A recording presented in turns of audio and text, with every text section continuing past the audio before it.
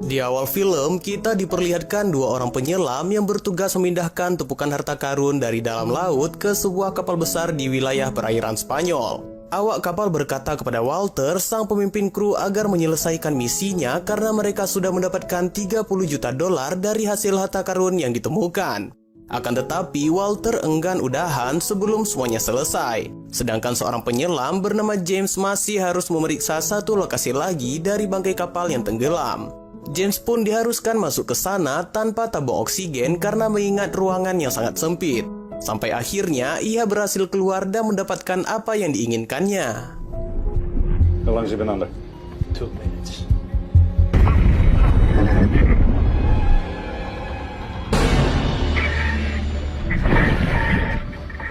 Mereka semua bersulang untuk merayakan keberhasilannya. Akan tetapi, perayaan itu tak bertahan lama karena polisi Spanyol telah datang dan mengetahui aktivitas yang mereka lakukan di dasar lautan. Saat di persidangan, harta yang didapat Walter bersama krunya ternyata diklaim menjadi harta penemuan milik Spanyol. Hal itu terjadi dikarenakan Walter tidak bisa menunjukkan kontrak dari kepemilikan atau surat izin penyelamatan otoritas Spanyol secara resmi. Walter pun meminta bantuan kepada seorang wanita yang bernama Margaret bekerja di pemerintahan Inggris. Akan tetapi, Margaret berkata bahwa ia tidak bisa melakukan apapun untuk Walter. Harta karun yang didapat Walter dan krunya disimpan di sebuah brankas dengan keamanan super ketat di Bank Negara Spanyol. Scenes pun beralih ke Universitas Cambridge. Seorang mahasiswa jenius bernama Tom sedang melakukan wawancara dengan banyak perusahaan yang ingin merekrutnya dengan bayaran yang sangat tinggi. Saat berada di restoran, Tom dimarahi oleh ayahnya karena merasa dipermalukan akibat ia menolak mentah-mentah tawaran dari 8 perusahaan multinasional. Di tengah-tengah perbincangan, tiba-tiba saja Tom mendapatkan sebuah pesan misterius. Akan tetapi, Tom malah kebingungan dengan pesan tersebut. Pada saat Tom beranjak pergi dari restoran itu, ia diberikan jaket oleh seorang pelayan yang di dalam sakunya berisikan sebuah koin dan kartu ucapan. Mengetahui bahwa itu adalah sebuah petunjuk alamat, Tom pun langsung pergi mendatangi sebuah klub elit sambil memegang koin tersebut. Sesampainya di sana, Tom didatangi oleh seorang wanita dan meminta kepada Tom untuk mengikutinya.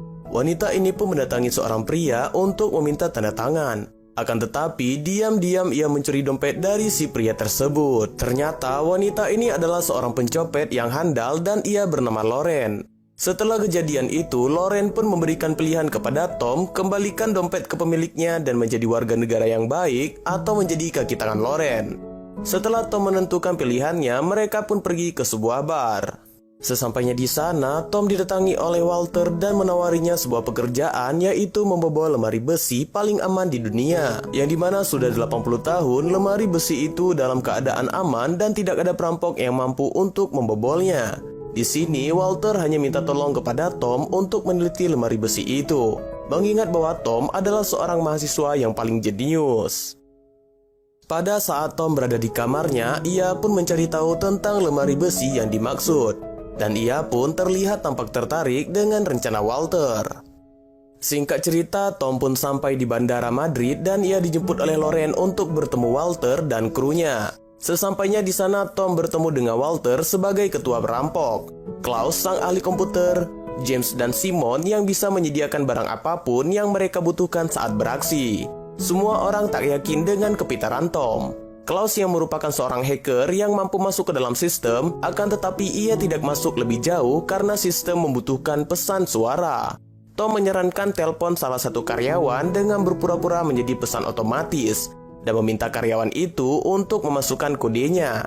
Setelah dicoba, ternyata berhasil dan Klaus bisa mengakses CCTV yang ada di bank. Scenes pun beralih saat Walter bercerita tentang sejarah harta karun yang sedang ia incar. Walter berkata dulu ada seorang pria bernama Drake yang mencuri harta karun Spanyol dan ia menguburkannya entah di mana. Akan tetapi Walter dapat surat pertama dari Drake di mana terdapat 3 koin yang menentukan koordinat lokasi hartanya. Dan dari ketiga koin itulah salah satu di antaranya berada di dalam lemari besi tersebut. Singkat cerita, mereka pun menyusun rencana. Bank Spanyol adalah bank yang paling mustahil buat ditembus. Dengan CCTV dan sensor gerak memungkinkan untuk mendeteksi gerakan yang mencurigakan. Ditambah lagi, tepat di seberangnya ada markas besar tentara Spanyol yang sigap saat keadaan darurat. Dan juga Gustavo, kepala keamanan bank, mantan kepala kesatuan anti teroris. Di sini sketsa lemari besi dan gambar semacam ukiran Katolik pada abad 19. Tom meminta seperti apa gambaran lemari besi dalam bentuk aslinya. Untuk mengetahui hal itu, mereka pun harus bisa masuk ke dalam bank. Dan di sini mereka menghadapi kendala baru, bahwa kamera pengawas dapat mengidentifikasi database dengan pengenalan wajah. Tom pun mengajukan diri buat masuk ke dalam bank untuk menjalani tugasnya. Saat misi dijalankan, Tom dan Simon masuk sebagai petugas kebersihan dan berhasil melewati keamanan parkir. Sedangkan Loren menjadi Claudia Valenti sebagai peneliti lukisan. Simon yang berhasil masuk ke ruang server dan memasang alat agar Klaus bisa lebih menguasai CCTV bank. Dan Loren berhasil masuk ke ruang pimpinan dan berhasil mendapatkan gelas yang menempel sidik jari dari Gustav. Sedangkan Klaus melakukan manipulasi CCTV. Di sini, Loren berhasil mendapatkan kunci pertama dan melakukan scan untuk diduplikatkan nantinya. Tiba-tiba saja, pimpinan bank datang menemui Loren. Dan hal itu menghambat karena kamera akan kembali live selama 20 detik lagi. Loren pun berusaha mengelabuinya dengan meminta tolong untuk fotoin dia sebagai dokumentasi. Tom yang sedang membuat peta bank dengan magnetometer, tiba-tiba saja ia kedatangan banyak orang yang melaksanakan rapat di ruang itu. Tom pun harus berdiam diri di bawah kolong meja agar ia tidak ketahuan. Beberapa saat kemudian, Loren pun berhasil masuk ke ruang lainnya untuk melakukan scan pada kunci kedua. Scenes pun kembali kepada Tom. Magnetometer tiba-tiba saja macet dan jika ditingkatkan dayanya maka alarm akan berbunyi. Di sini, Tom terpaksa meningkatkan dayanya karena kertas dari pegawai bank yang terjatuh. Dan Tom melakukan hal itu agar ia tidak ketahuan. Dan benar saja, alarm pun langsung berbunyi. Gustavo dengan segera memanggil pasukan militer dan mereka mulai berdatangan dengan senjata lengkap. Sementara Loren belum sempat untuk mengembalikan kunci ke tempat semula. Semua orang yang ada di sana dikumpulkan pada lobi dan satu-satunya orang yang masih berada di dalam hanya Tom seorang. Loren pun terpaksa menyerahkan kunci kepada Tom agar dikembalikan ke tempat semula.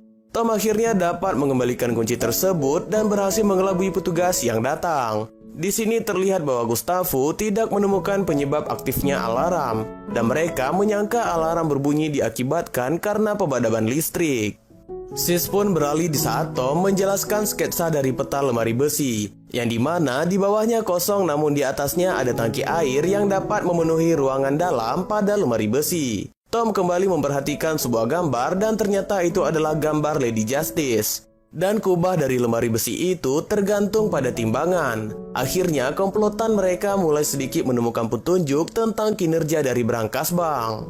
Di sisi lain, pimpinan bank memarahi Gustavo karena tentaranya udah bikin turis ketakutan. Dan ia berharap hal itu tidak terulang lagi. Apalagi saat ini Piala Dunia 2010 sedang berlangsung di Spanyol. Singkat cerita, James dan Simon berhasil masuk ke ruang bawah tanah yang di dalamnya ada timbangan raksasa yang menumpang kubah lemari besi. Dan di sini mereka menemukan sebuah masalah baru, yang dimana mereka tidak bisa masuk lebih jauh karena dindingnya terbuat dari beton titanium. Jika dilakukan pengeboran, maka mereka membutuhkan waktu selama 15 hari, sedangkan mereka memiliki sisa waktu hanya 8 hari. Saat berada di balkon, Walter melihat jalanan yang dipenuhi supporter bola yang akan menonton semifinal Piala Dunia. Ia pun melihat semua kamera CCTV pada gedung mengarah ke penonton. Walter pun berpikir bahwa keadaan ini harus ia manfaatkan sebaik mungkin. Pada saat rapat, Walter memutuskan untuk masuk dari atas gedung dan hal itu akan berhasil apabila Spanyol bisa masuk ke final Piala Dunia. Di sini, Tom masih belum menemukan cara untuk memanipulasi timbangan. Sedangkan Walter percaya kepada Tom bahwa ia pasti bisa. Singkat cerita, tim sepak bola Spanyol pun menang dan masuk ke final Piala Dunia 2010. Dan itu menandakan bahwa Tom punya 4 hari buat pecahin permasalahannya. Scenes pun beralih pada ruang keamanan bank. Munoz meminta kepada petugas kebersihan untuk mengangkut sampah yang sudah menumpuk. Si petugas pun mengeluh karena kemarin ia tidak dibolehkan masuk selama 2 hari. Akan tetapi, Gustavo berkata bahwa kemarin ada petugas kebersihan yang hadir di sini. Dan pada akhirnya, Gustavo mengetahui identitas Simon dan Tom yang menyusup masuk ke dalam bank. Berita itu pun diketahui oleh tim Walter. Akan tetapi Walter masih optimis untuk melakukan pembobolan karena pihak keamanan bank tidak akan tahu bagaimana cara mereka melakukannya. Di sisi lain, Gustavo menemui dosen arkeolog untuk mencari tahu barang berharga yang bakal dicuri sambil memperlihatkan foto harta karunnya. Dosen itu pun melihat ada kotak koin yang ternyata itu sangat bernilai tinggi. Singkat cerita, Tom dan Loren mampir di sebuah bar. Dan di sana, Tom secara tidak sengaja melihat bartender yang lagi nyemprotin nitrogen ke dalam sebuah gelas. Dari sinilah, Tom mendapatkan sebuah ide untuk mengakali timbangan dari lemari besi. Selesai nongkrong di bar dan kembali ke markas, Tom mendemonstrasikan cara mengakali timbangan dengan membuat beku menggunakan nitrogen. Mereka pun menyusun strategi bahwa Simon beraksi di jalur bawah untuk bekukan timbangan, sedangkan Tom beraksi masuk ke dalam bank. Akan tetapi James tidak setuju dengan keputusan ini. Sampai pada akhirnya Walter menyetujui keputusan itu dan mau tidak mau mereka harus mengikutinya. Dan saat itu juga mereka pun mulai mempersiapkan semuanya. Pada keesokan harinya, final Piala Dunia akan segera berlangsung, dan para supporter tim Spanyol pun sudah berkumpul di alun-alun kota. Begitu juga dengan tim pembobol bank sudah berada di posisi masing-masing. James, Tom, dan Loren mulai memasuki bank melalui atap kubah gedung. Setelah berhasil masuk ke dalam gedung, mereka pun harus masuk ke sebuah gudang kecil untuk menuju ventilasi udara. Melalui jalur ventilasi itu, mereka terus dipandu oleh Klaus dan Walter yang berada di markas. Mereka pun terlambat 10 menit dikarenakan Tom bergerak cukup lambat. Mereka bertiga pun berhasil masuk dan berada di seberang lemari besi. Karena jarak yang cukup jauh, akhirnya mereka melakukan penyeberangan menggunakan tangga. Di sini, James hampir saja terjatuh dikarenakan tangganya bergeser. Untung saja ia bisa diselamatkan oleh Tom.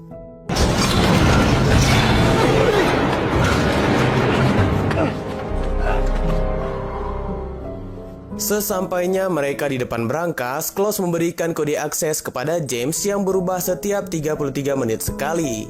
Setelah berhasil, mereka harus membuka pintu besi dengan 2 kunci dan sidik jari Gustavo yang didapat dari gelas yang pernah dipegang olehnya. Akhirnya mereka pun berhasil masuk dan melihat kotak harta karun di dalam brankas itu.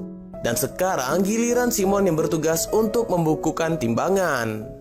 Setelah lantai brankas terlihat membeku, mereka pun bergegas untuk menemukan kotak koin seperti yang Walter maksud. Tak berselang lama, pihak keamanan menemukan ada pergerakan di bagian lobi. Mereka pun menemukan seekor burung merpati yang masuk melalui atap yang terbuka. Bisa dikatakan bahwa atap itu terbuka karena merupakan jalur masuk Tom, Loren, dan James. Sementara itu, Loren berhasil menemukan kotak koin. Dan di waktu yang sama, pihak keamanan menemukan kalau CCTV mereka ternyata sedang diretas. Dengan cepat mereka pun mengetahui keberadaan James, Loren, dan Tom. Di sini tiba-tiba saja James mendodongkan pistol dan meminta kepada Loren untuk menyerahkan kotak koin itu. Ternyata James sudah bekerja sama dengan pemerintahan Inggris untuk merebut koin tersebut. Setelah koin itu diberikan, mereka tidak berhasil keluar karena timbangannya sudah kembali normal. Tentara keamanan pun mulai bergegas menuju ke lemari besi. Ventilasi yang ada di dalam lemari besi pun mulai kemasukan air dan membanjiri sisi ruangan. Di sini, James berusaha berenang melawan arus untuk keluar dari brankas itu. Sedangkan Tom dan Loren terjebak di dalam sana sambil diperhatikan oleh Walter dan Klaus melalui CCTV. Walter dan Klaus tidak dapat melakukan apapun untuk menyelamatkan mereka berdua. Sampai pada akhirnya Tom memiliki sebuah ide untuk menghentikan air, yaitu dengan menambahkan beban pada timbangan hingga mencapai batas tertentu. Mendengar hal itu, Simon pun langsung bergegas menambahkan beban sesuai yang diperintahkan oleh Tom. Di sisi lain, tim keamanan mengetahui alat yang terpasang pada ruang server, sehingga Gustavo bisa melihat Tom yang sedang terjebak di brankas yang penuh dengan air. Seluruh tabung nitrogen yang sudah dipakai oleh Simon telah ia letakkan di atas timbangan untuk menambahkan beban. Ternyata ide Tom dan usaha dari Simon membuahkan hasil. Air yang memenuhi brankas akhirnya mulai keluar secara otomatis melalui ventilasi bagian bawah. Di waktu yang sama, tentara keamanan sudah menunggu mereka berdua di depan pintu brankas. Akan tetapi pada saat mereka masuk ke dalam, ternyata Tom dan Loren sudah tidak ada lagi di sana. Berselang beberapa menit kemudian, Klaus akhirnya mendapat sambungan dari Loren dan Tom yang berhasil meloloskan diri dari ventilasi pembuangan air. Dan mereka pun melanjutkan pelariannya melalui ventilasi udara yang terhubung di brankas tersebut. Setelah mereka berhasil keluar dari lubang ventilasi, mereka berdua pun bergegas menuju ke ruang lantai 3 sambil dikejar para tentara. Mereka berdua berhasil sampai di ruang pemimpin bank yang suka membuka jendelanya saat sedang merokok. Tom dan Loren pun berhasil kabur melalui jendela tersebut dengan menggunakan tali. Tanpa berlama-lama, Gustavo langsung memerintahkan pasukannya untuk mengejar Tom dan Loren yang sedang menuju ke kumpulan supporter tim sepak bola Spanyol. Dengan penuh persiapan, Tom dan Loren mengganti baju mereka dengan jersey tim Spanyol. Dan mereka berdua pun berhasil lolos dari pengejaran saat Spanyol mencetak gol dan memenangkan Piala Dunia. Pada keesokan harinya, Walter mendatangi Margaret dan berkata bahwa ia memperalatnya. Karena secara diam-diam, James ternyata ditugaskan oleh Margaret untuk merebut koin itu dari tangan Loren. Berselang beberapa hari kemudian, Margaret menemui seorang ahli untuk memastikan keaslian koin yang berhasil direbut oleh James. Ternyata koin yang ia bawa adalah koin palsu, dan Margaret pun merasa bahwa ia telah dikelabui. Di tempat lain, Walter dan timnya sedang berbincang mengenai koin yang telah berhasil Loren bawa. Dan ternyata saat ia menemukan kotak koin di dalam brankas, Loren langsung menukarkannya dengan koin yang palsu. Dan koin palsu itulah yang dibawa kabur oleh James. Dan film pun berakhir.